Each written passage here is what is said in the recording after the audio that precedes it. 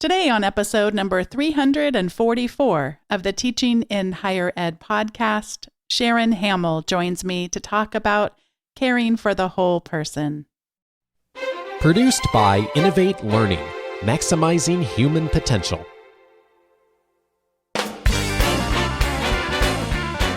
Welcome to this episode of Teaching in Higher Ed. I'm Bonnie Stahoviak, and this is the space where we explore the art and science of being more effective at facilitating learning. We also share ways to improve our productivity approaches so we can have more peace in our lives and be even more present for our students.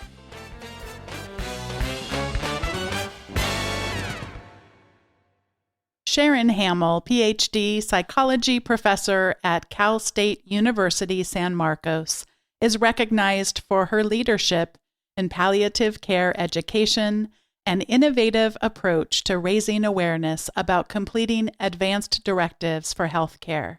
As founding director of the CSU Shiley Institute for Palliative Care at Cal State University, San Marcos, Hamill created and continues to direct the What Gives Your Life Meaning, WGYLM, annual campaign.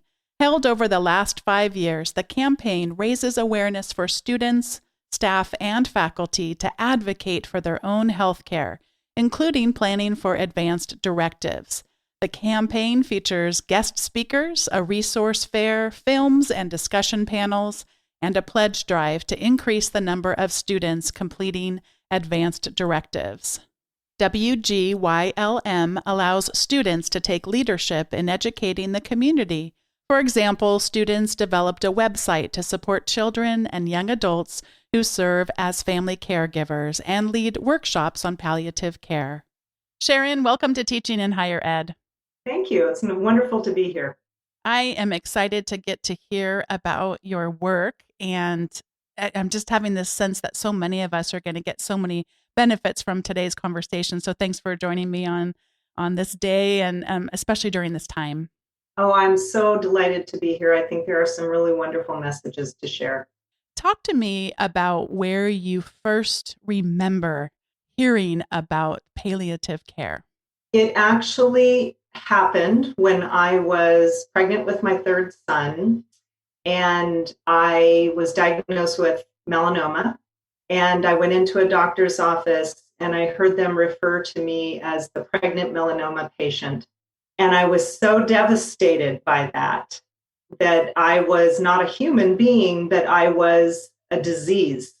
And I started to do some investigation into this topic of how do we deal with people with disease. I'm an expert in family caregiving, and really it grew from there. And then when the CSU Shiley Institute for Palliative Care was established at Cal State San Marcos, I jumped at the opportunity to be the faculty director because it meant that I would be able to use my research and to help contribute to a world in healthcare that would recognize people, not diseases.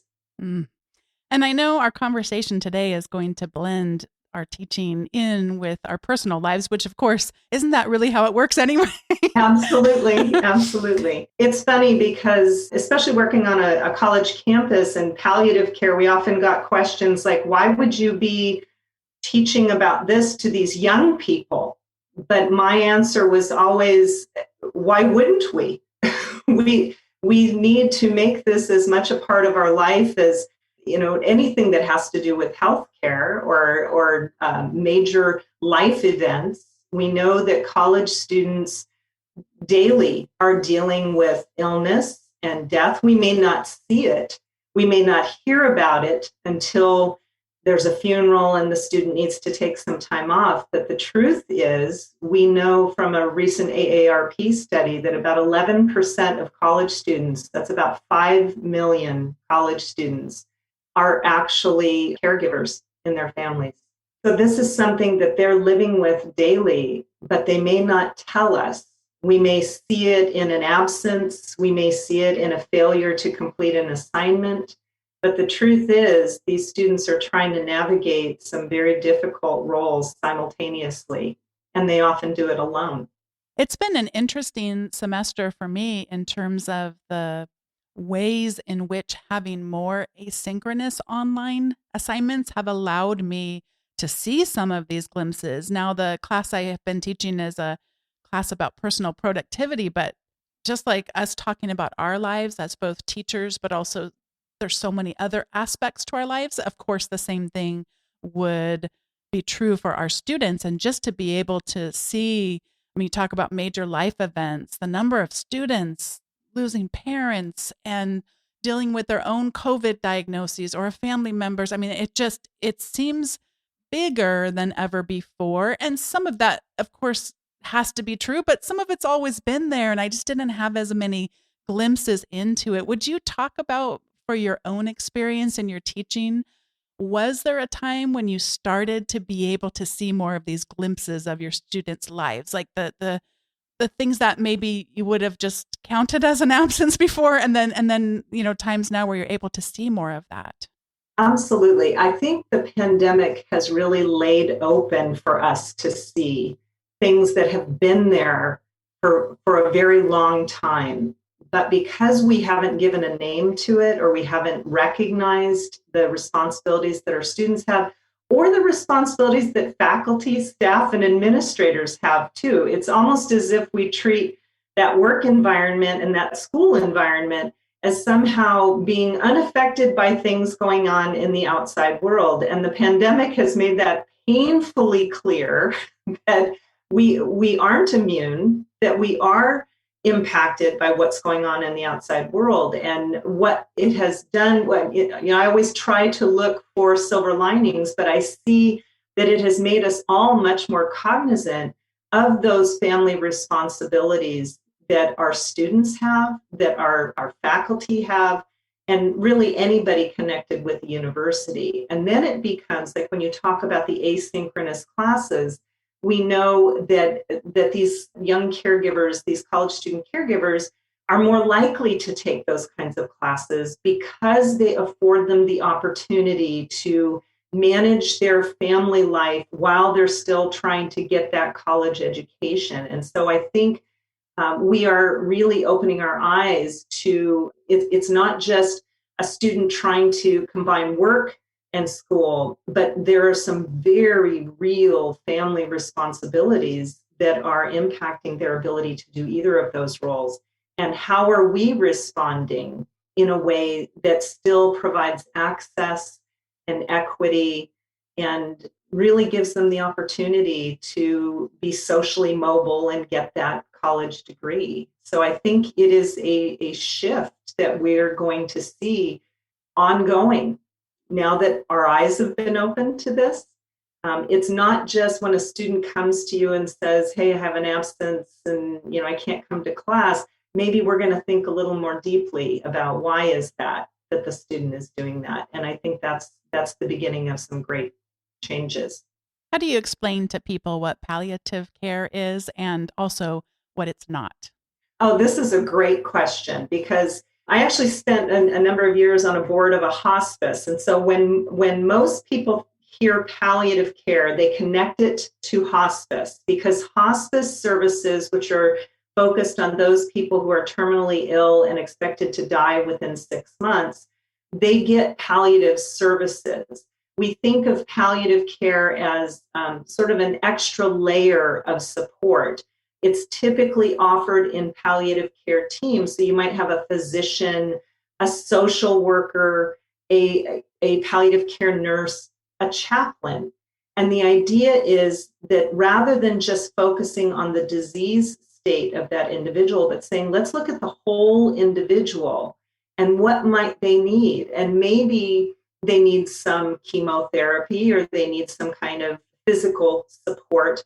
But most likely, they also need emotional support, a support with their family relationships, and spiritual support.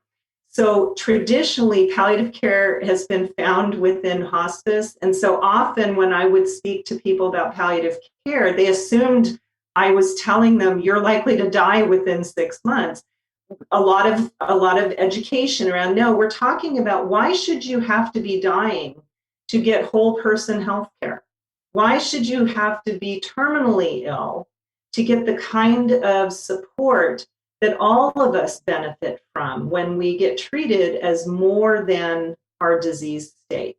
So a lot of the education around palliative care is getting people to understand that this is about supporting the whole person who happens to have a serious illness that may or may not result in the end of their life, but they're worthy of support. And what can we do to help make that journey they're on more palatable for them and for their families, and actually increase their quality of life? Would you tell us about your work with what gives your life meaning? This has been just one of the best projects I've ever had the pleasure of working on. About 4 or 5 years ago, there was a faculty learning community that came together to focus on palliative care. And we said, what could we do? What kind of project could we do for our students that would help educate them about palliative care? And we were actually told that we were kind of crazy for focusing on students because they don't want to talk about those things. But the truth is they do want to talk about those things. They need to talk about those things. So we established a series of events that would focus not on death and illness, but on the positive side. What gives your life meaning and who needs to know? So we began by putting signs up all over campus that had the letters WGYLM and didn't say what it was referring to, which created a lot of interest and questions about what is this? And then a couple weeks later, we laid out yard signs, kind of like the old Burma shave signs, so that as they were walking across campus, they saw these signs that said, what gives your life meaning? And then the last one was, and who needs to know? And so then the campus conversation became about what was important to people. And this created an opportunity for us to introduce the idea of advanced directives and say, these are all important things to you that make your life special. Have you shared this with people that are close to you? So if there was a time in your life where you couldn't speak for yourself, would they know what to do and what was important to you? So it was really about conversations. We included things like a pledge drive, asking our students to pledge to have a conversation, because I believe completing an advanced directive is a process. Rarely does a person sit down and decide to say what they're going to put in their advanced directive, which is really a legal document that instructs your physician as to what your wishes are and who you would like to speak for you in the event that you cannot speak for yourself. We talked with students about, have they ever had this conversation with anyone? And I always remember one student, when we were talking about who would you want to speak for you, she raised her hand and she said, it absolutely would not be my mother. And I said, well, why not? And she says, because that woman would keep me hooked up to machines for 30 years. If this happened to me, I would need my dad to make those decisions. And then I asked her, have you talked with your mom and dad about this? She said no, but I really believe that so many of these students went home afterwards and talked not only for themselves, but also asked that scary question. We asked them, do you know what your parents want?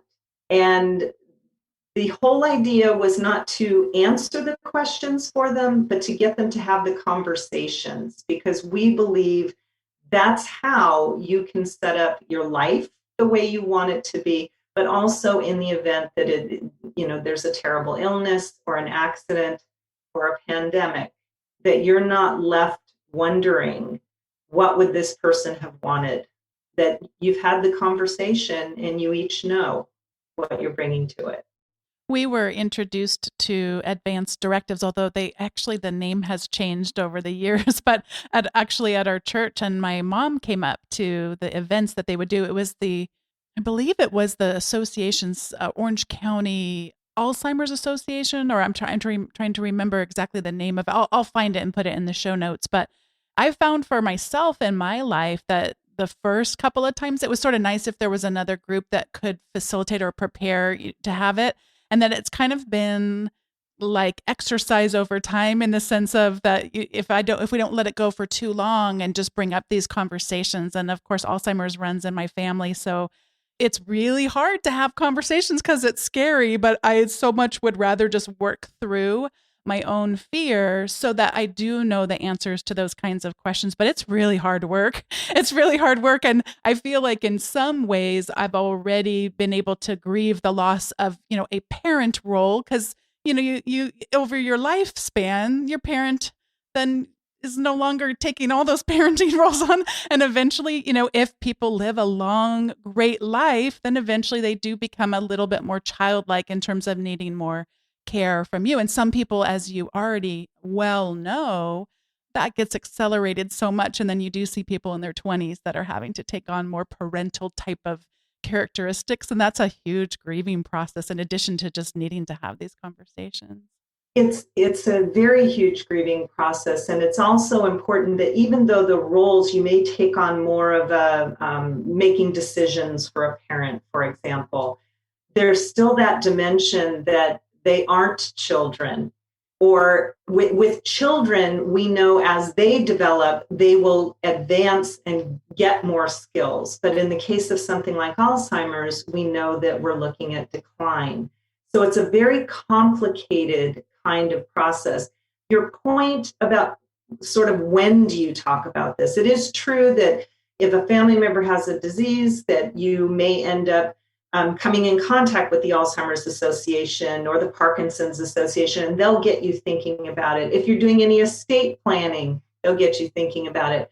With what gives your life meaning, our focus has been kitchen table conversations. Why not? You've got a holiday coming up, and especially if no one is ill, that is actually the best time to have the conversation because you don't have the anxiety of, I need to make a decision today or tomorrow, but just, here's what's really important to me. And if I was at the end of my life, this is how I would want it to go. And what would you want? And doing this over a cup of coffee and some pie and, talking, I have 3 sons, and my husband and I have had multiple conversations like this with them. And I'll tell you, that anxiety that you mentioned, we all have it. But I always tell the students and in my own family that it's far easier to have some of that anxiety around that kitchen table than to be in a hospital ICU when someone's been intubated and trying to figure out what do we do now. So we're trying to avoid those situations by having people contemplate this. Record it in an advance directive, which, the state of California has a form that you don't need a notary. You can just fill it out yourself, have a witness sign it, and then make sure your doctor has a copy of it. So, and also the person that you've asked to speak for you, you need to talk to that person, say, hey, I'd really like to put you down as the person who's going to be speaking for me. And then if, like our friend, the student I was talking about, if there are people who think they're going to be picked as your person and they're not, you really need to have a conversation with them as well and say, here's why I picked the person that I did. And the best possible time to do this is when you don't need to because there's an emergency that you're dealing with. Tell us about your work with the Youth Resiliency Project. Well, we know based on a study that was done in 2005, at that point, they were telling us we had about 1.4 million caregivers under the age of 18. But what we know is that is a gross underestimate. We know that the college students that we're seeing, the 5 million, most of them report that they were caregiving before they came to college. So we have this hidden generation, also referred to as the forgotten generation, of caregivers under the age of 18 who are managing roles that are typically reserved for adults. They may be taking care of a parent or grandparent, that's typically who it is, or a sibling who's disabled. They may be doing, some basic like housework and and meal preparation, things like that. We call those instrumental activities of daily living. But we found that a good number of them are actually doing the more intimate kinds of care, the activities of daily living, including things like toileting and bathing. When you are under 18 and you're doing these things, there's this very strange dimension, and this occurs across the globe when we look at caregivers in other countries as well. There is a fear that those under 18 have that if they let somebody know that they are providing care, the Child Protective Services will come in and take them away, which is not the case. But they do fear that, and so they don't tell anyone. And that means they miss out on opportunities to get support to help them and their families function. So the Youth Resiliency Project, there's different kinds of programs where we've worked in the schools training peer counselors in resiliency skills such as mindfulness and using problem-solving techniques so they could share them with other peers at the high school to help build those resiliency skills for those young caregivers and actually any student who's dealing with any kind of challenge. We also have had on campus, had retreats where we bring in students from the local schools, and we have the Youth Caregivers website on our campus website that provides some resources for those young people. I'm trying to picture what this work might be like, and I'm thinking that it's possible there's a connection also with normalizing things, because then if I'm in these retreats and I'm participating, then I see, there's other people who also have to provide this kind of care and struggle with some of the same things that I do. Is that true? Absolutely. And that is one of the big things that we're trying to promote is getting people to acknowledge there are millions of caregivers out there, some identified, many not, and the young ones are the ones who are being missed. So what we can do is create materials for educators. So for example, we have the K through 12 teacher counselor workbook or toolkit that provides information about young caregivers and grieving youth. We have the What Gives Your Life Meaning manual, and both of these are free manuals that are available on the website that I'll talk about in a little bit. But the manuals are there to help people understand what is at their fingertips they can be doing when they're talking with a young caregiver, when they're dealing with a bereaved youth, when they're trying to help a college student understand you're not the only one. There are millions of us out there. You've got support. And here are the places where you can go to get the kinds of support that you need. Before we get to the recommendations segment, I just wanted to hear a little bit about the work that students do with the St. Francis Soup Kitchen. Could you talk about that work? That, you know what, that has been absolutely one of my greatest joys. Unfortunately, right now with the pandemic, the soup kitchen has been shut down. But what happened was I had a couple of Masters in Public Health graduate students who needed a placement so they could do an internship. And they came to me and said, I've looked at your St. Francis Soup Kitchen. One of the ideas was that we wanted to introduce the diners there to advanced directives. We know that with homeless and low income, they often end up in hospital ERs and nobody knows who they are. They don't know how to contact family members. So we wanted to bring in students who could help educate the diners about the services available in the community and also the need for advanced directives. So I had a couple of absolutely amazing women who came in and arranged for shot clinics and did one-on-one education. We often brought in, supplies like toothpaste, et cetera. So they would come and talk with us. And it was an opportunity for these outstanding graduate students from Cal State San Marcos to be able to be on the front lines, actually educating folks about their own health care and things they could do to ensure they had a quality of life. And you often learn much more from your students than you teach them. And watching them interact, it truly was one of the greatest joys of my career to see this, to see them dive right in, get right in there with the people, and do what they can to educate them so that these diners could make better choices for themselves with their health care. I'm reflecting back on all of the stories that you've shared in our short time together. And one thing that hasn't come up yet, but I suspect it's just because I haven't asked, that you're willing to embrace messiness. You have to be in order to learn from your students, as you just described now, and in order to make these opportunities available. Would you just share a little bit about messiness, and then we'll each share our recommendations? It's funny. I think sometimes as educators, we think we have to have control over things. Yes. And certainly when you're out there, even on the campus, doing a What Gives Your Life Meaning campaign, where you have the students working with you to do the education at the resource fair, et cetera, or you're in the soup kitchen, and on any given Monday night, you never knew what you were going to get at the soup kitchen. But to watch how quickly students could adapt based on what was being put before them. And I think for myself, it just honed my own skills, that I have my plan, and then there's what actually happens. And, we like to think, I think sometimes as educators, we have to have all the answers, but there's such richness to being in the trenches and having to really collaborate and problem solve with your students as things are coming up. Case in point, trying to get people to get flu shots and hepatitis shots at the soup kitchen, and listening to people say, these shots will give me those diseases.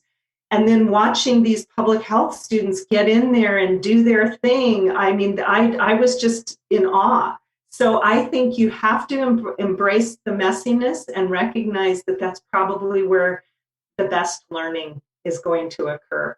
I love that you tied it to control, because it couldn't be more true. And not to mention, when I think back to my own life, of my own resiliency, that as it ebbs and flows, how do you ever gain resiliency in your life? Well, you've dealt with a lot of messiness, and how could you get more resiliency skills if you weren't dealing with that?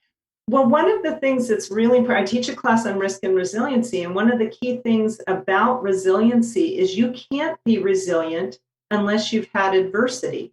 Resilience is the ability to meet and overcome adversity. So that adversity is a keen teacher. And we know, looking across, and when we start looking at things like adverse childhood experiences, we know young people have these experiences that will impact their mental and physical health for the rest of their lives. So it's in our best interest to say, what do we have? What do we know that helps to interrupt that? And one of the things that I always share with my students is that having an adult, a caring adult in a person's life, whether it's a teacher, a parent, a neighbor, you actually have the ability to disrupt those negative outcomes. And so I think that comes back to control. There are certain things you can control in a really messy situation, and that is being that solid rock, admitting you don't know all the answers, but hey, we're going to hang in this together. We're going to figure it out. Those lessons are golden. This is the time in the show where we each get to share our recommendations. And I am cracking up so bad, Sharon, because I thought that my recommendation wasn't going to map to anything that you just said, but I actually just found a connection I'm pretty happy with right now. So speaking of control, as the pandemic emerged, I think many of us with some semblance of self-awareness would realize life felt very out of control. Yes. And for me, sometimes, this is not always the case. I have different ways that I might try to in hopefully healthy ways, self-medicate around things like that. And so one of the things that I discovered was, just how good it feels to like organize a drawer. Or, it's not like I had the energy or the time to do massive projects, but I find a little bit of piece of like just taking a little thing and making it, a little bit less chaotic in this tiny little space that I can actually control. And it doesn't bother anyone else other than things are a little bit more organized. So I really got a big kick out of this television show on Netflix called The Home Edit. And it is just your classic organizing show. And they will often have a celebrity for the first half or second half of the show who they get to show their home. And they have some, fancy costumes from all their times on the show The Office and how they organize their memorabilia around the show that they were on. Or it might be a member of the community that someone has nominated who's worthy of being served in this way. And so it was really fun. There's the Home Edit show, and then there's also the Home Edit book. And the book is, I tend to mostly just read digital books this way, but this is one that I really wanted to be able to hold in my hand because of all the beautiful images inside of it. So I would recommend both the Home Edit show on Netflix and also the Home Edit book. And Sharon, I'm going to pass it over to you for your recommendations. I think the first recommendation I would make to the teachers out there would be to go to www.wgylm.org, which is the What Gives Your Life Meaning site. You can get a free manual that tells you how can you have this kind of positive campaign or series of events on your own campus. It was written by faculty who are used to working with no dollars. So it's very creative. What did we do to put it together? And we said we wanted to share it with others. You can get that. Other teachers out there that are working with young people that are grieving or they're dealing with a family illness. There's another free, the toolkit, the K through 12 teacher counselor toolkit to help give you some understanding there. And then I would also recommend that it's not a particular website, but it's because there are so many. The whole notion of mindfulness. Bonnie, we've talked about the importance of breathing and the importance of slowing things down. And I think the combination of doing something to take a little control back over whatever it is, maybe you're going to have dinner set at a particular time of night, and that's going to be your goal for the day. That gives you control. But also to recognize and acknowledge that this pandemic, the normal course of working with students and teaching and living your life, there's constantly challenges being faced. Learning how to calm yourself. There are wonderful, wonderful websites. Cal State San Marcos has a mindfulness, Cal State San Marcos, UCLA, UCSD. Just there are so many free resources out there that can help you learn how to calm yourself. And the neat thing about it is a lot of educators from kindergarten up through advanced degrees are using these techniques with students because you can actually improve health.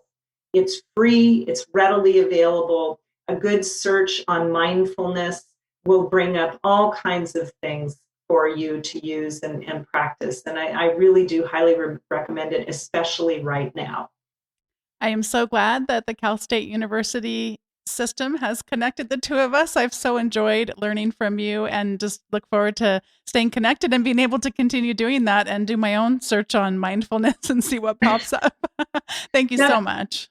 That's great. And thank you so much. It is so wonderful to get the opportunity to just share about teaching. And I just love learning about what others are doing. And so thank you so much, Bonnie, for what you do too. You're doing a real service to all of us. Oh, I appreciate it. It brings me joy.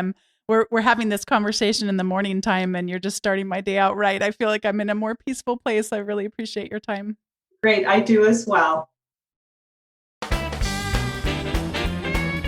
What a pleasure it is to have been connected with Sharon Hamill and to get to have this conversation about the importance of advanced directives and the whole idea behind what gives your life meaning and who needs to know about it. Thanks to all of you for listening as well. It's episode 344, and I'm so glad to have you listening during this time. Thanks for being a part of the community. If you'd like to receive our updates occasionally these days, please head on over to teachinginhighered.com/subscribe. And thanks for listening. I hope you'll share one of your memorable episodes with a friend this week. Thanks again. See you soon.